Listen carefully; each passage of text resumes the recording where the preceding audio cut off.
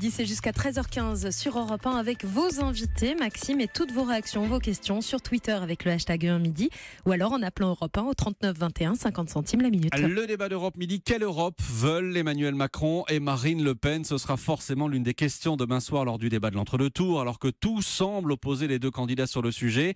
Pour débattre avec nous en studio et en direct, un représentant ou une représentante de chaque camp. Corinne Lepage, bonjour. Bonjour. Ancienne ministre de l'Environnement, soutien d'Emmanuel Macron, merci à vous d'être là. Jean Messia, bonjour. Bonjour. Vous êtes le coordinateur du projet présidentiel de Marine Le Pen. Encore une fois, merci à tous les deux d'avoir accepté le principe de ce débat. Jean Messia, on va rentrer dans le vif du sujet tout de suite.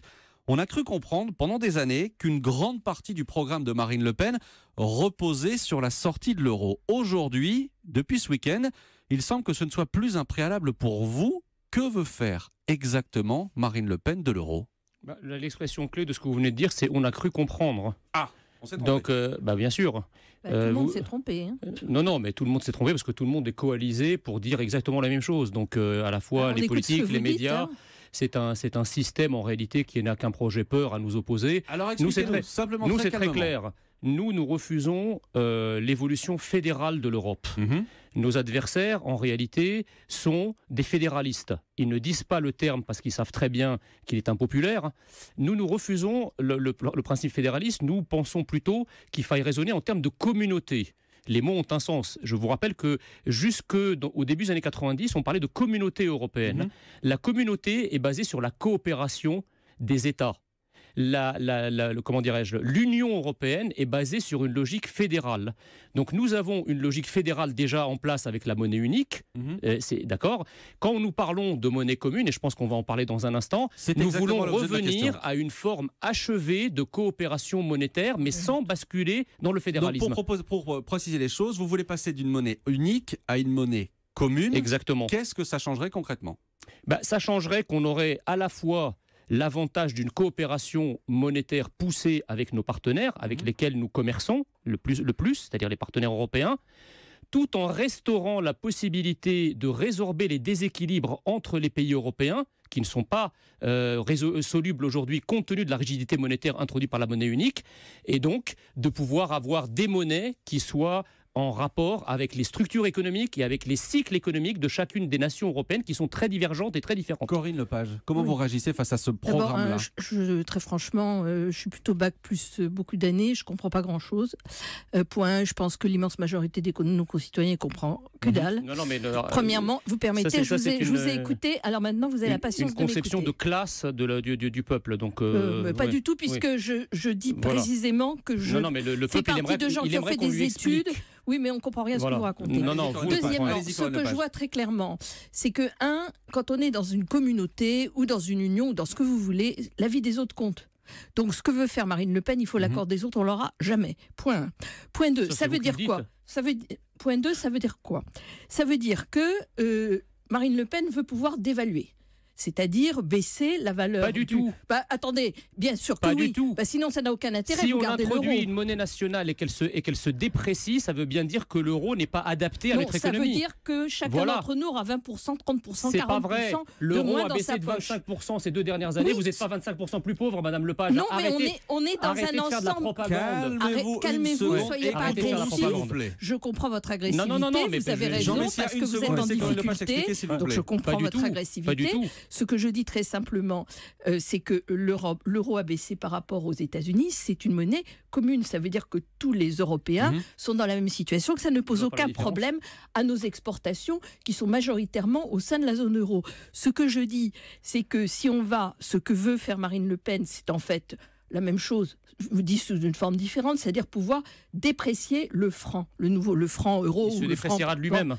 Ça veut donc dire que nous aurons 25, 30, 40% de moins dans nos poches. C'est pas vrai. Ça veut dire que nos entreprises achèteront beaucoup plus cher et nous, les consommateurs, beaucoup plus cher. C'est pas vrai. Vous ne faites que bêler des concepts et des poncifs. Vous êtes désagréable, vous êtes mal élevé, vous êtes grossier. Ce genre de mot, bêler, c'est peut-être pas une obligation aujourd'hui dans ce débat. Comme votre patron, mais vous êtes grossier. Sur ce point précis. On l'a déjà entendu, ça. Sur ce point précis. Quand Corinne Lepage dit que la monnaie se déprécierait, il y aurait une dévaluation et que les Français risqueraient de perdre une partie de leurs économies. Que répondez-vous ? Je réponds que pour l'instant, si vous voulez, les pays qui cumulent les excédents, comme l'Allemagne, et les pays qui sont de plus en plus déficitaires, comme les pays d'Europe du Sud et la France, comment ces déséquilibres se résorbent. Autrefois, lorsque nous avions des monnaies nationales, la dépréciation et l'appréciation des monnaies faisaient en sorte que les pays n'étaient pas éternellement excédentaires et d'autres pays n'étaient pas éternellement dans une spirale de pauvreté. Aujourd'hui, nous avons supprimé ces stabilisateurs, ces régulateurs monétaires, sans les remplacer par quoi que ce soit. Au final, nous avons donc des pays qui sont condamnés à la pauvreté et d'autres pays qui ne cessent d'accumuler les richesses. Ce système est intenable. J'essaie d'avancer. Je regardais ce matin le programme précis d'Emmanuel Macron sur l'Europe et notamment, on parlera d'autre chose que d'économie évidemment, mais simplement pour rester encore sur l'économie. Emmanuel Macron n'a pas un programme fédéraliste. Emmanuel Macron propose dites-le. Mais c'est pas vrai, je ne sais pas pourquoi je vais le dire. S'il vous plaît, je pose ma question.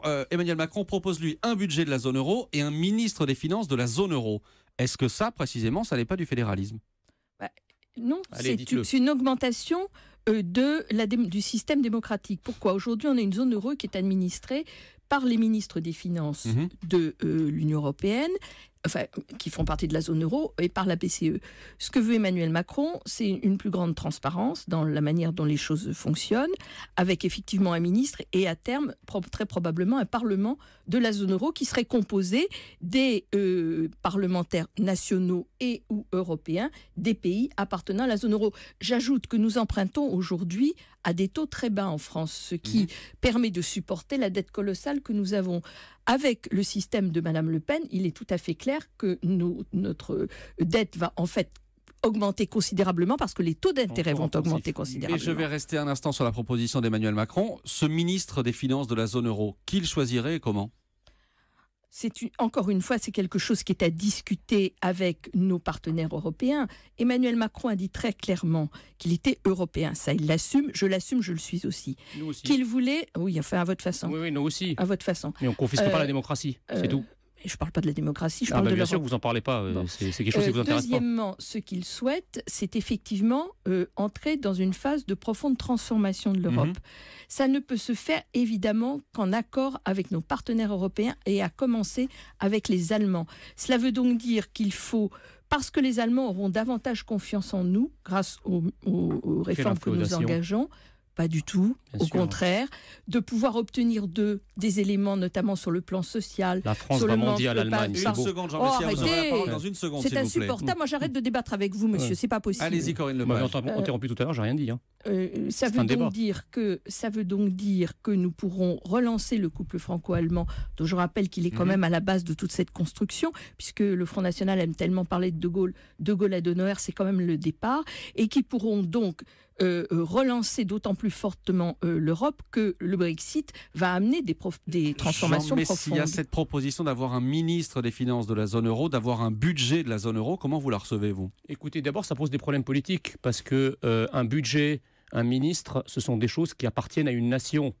Alors, en vérité, il n'y a de démocratie que dans un cadre national. Or, il n'y a pas de nation européenne. Ça, c'est la première chose. Sur le plan plus économique, un budget européen, qu'est-ce que ça veut dire ? Ça veut dire qu'on crée des impôts européens. Et effectivement, sur le plan économique, ça peut alléger le fardeau de certains pays pauvres et de résorber les excédents de certains autres pays. Mais pour que ça marche, il faudrait que les pays riches acceptent de mutualiser leurs excédents. Et c'est là où on découvre, si vous voulez, que derrière les propos avenants, lénifiants sur la solidarité européenne, le fait national est toujours vivace. Parce qu'on ne peut pas obliger un Allemand à se sentir solidaire d'un Grec, d'un Italien ou d'un Espagnol. Donc les Allemands ne mutualiseront jamais leurs richesses et leurs excédents. Donc ça ne peut pas marcher. Et un ministre de quel gouvernement, élu par qui ? Ça pose des problèmes démocratiques énormes. J'essaie d'avancer encore sur la question européenne, et notamment sur la question des frontières. Jean Messia, que changeriez-vous, que changerait Marine Le Pen si elle arrivait au pouvoir concernant les frontières ? Est-ce que la libre circulation des personnes et des biens serait maintenue en Europe, ou en tout cas aux frontières avec la France ? Écoutez, la libre circulation sera maintenue dans un premier temps, puisque par définition, il faut négocier une autre forme d'Europe. Nous pensons qu'effectivement, il n'y a pas de nation sans frontières. D'ailleurs, si cette Europe ouverte, si cette Europe de la monnaie unique était une si bonne idée, que n'a-t-elle été imitée à travers le monde?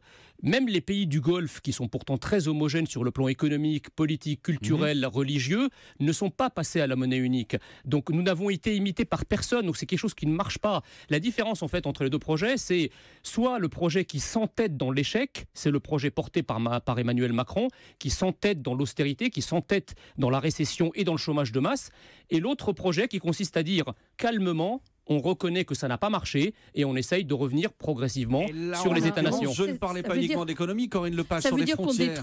Ça veut dire tout simplement qu'on détruit une construction européenne que nous avons tous contribué à faire depuis 50 ans. On arrête ce qui marche pas. Vous dites que ça ne marche pas. Si, ça marche. Même s'il y a des copains à vous comme Orban qui effectivement 6 millions et demi de chômeurs, ça marche. Font des horreurs en Europe. De dette sur PIB, quand même, ça marche. Vous permettez, ce que propose Emmanuel Macron, c'est effectivement de renforcer les frontières européennes, d'avoir des moyens plus importants pour pouvoir les défendre et les entretenir. Renforcer la police aux frontières, concrètement. Oui, absolument, absolument. Mais quand vous voyez l'attente qu'il y a en Europe de l'élection que j'espère et que j'attends d'Emmanuel Macron la semaine dernière, on voit toutes les possibilités de négociation qui s'ouvrent à la France avec l'arrivée d'Emmanuel Macron. Quand on voit la peur que procure Madame Le Pen à nos partenaires européens, la peur qu'elle procure au niveau des taux d'intérêt. On peut imaginer la catastrophe dans laquelle nous nous trouvions si malheureusement, par malheur, Madame Le Pen avait à appliquer des projets dont on ne sait, je le répète aujourd'hui, absolument pas ce qu'ils sont, puisqu'ils ont considérablement changé au cours du week-end. La catastrophe dont vous parlez, chère Madame, est une catastrophe que nous vivons aujourd'hui et dont l'euro, la politique monétaire qui est menée sur l'euro, la construction communautaire et le virage qu'elle a pris en 90 est responsable. Nous avons une croissance anémique sur le long terme. Vous voulez supprimer l'euro, vous ne voulez pas le supprimer? Puisque c'est une catastrophe, vous voulez le supprimer, vous ne voulez pas le supprimer? On veut en faire une monnaie commune, c'est ce que j'ai expliqué en début. Une monnaie commune comme celle qui existait dans les années 90. Vous l'avez connue cette époque. Oui, à partir de 93, quand on a élargi les marges de fluctuation. Oui, mais les Français ne veulent pas sortir de l'euro, mais monsieur. C'est vous qui le dites, mais laissez-les décider. Vous avez une drôle de conception de la démocratie, chère madame.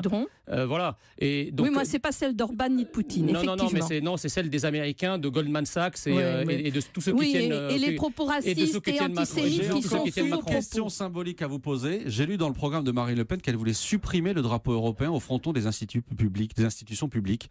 Effectivement. Pourquoi, Jean Messia? Dès lors qu'on passe à une logique, à un cadre national, un cadre de coopération entre des États-nations, et que nous supprimons la logique fédérale, le drapeau européen, c'est l'expression symbolique du fédéralisme européen. Dès lors que nous revenons à un cadre national, c'est uniquement les drapeaux nationaux qui s'imposeront. Vous tuez l'Europe, vous venez de le dire de manière symbolique, mais vous cherchez à le faire également. On essaie de la sauver, madame, c'est votre logique qui la tue. C'est-à-dire que nous deviendrions une colonie de M. Poutine, c'est tout ce que souhaite Marine Le Pen. Et aujourd'hui, nous sommes une colonie des États-Unis. Merci à tous les deux d'avoir accepté de débattre aujourd'hui. C'était animé dans Europe Midi. Merci Jean Messia, coordinateur du projet présidentiel de Marine Le Pen, Corinne Lepage, soutien d'Emmanuel Macron, ancienne ministre de l'Environnement, ancienne députée européenne.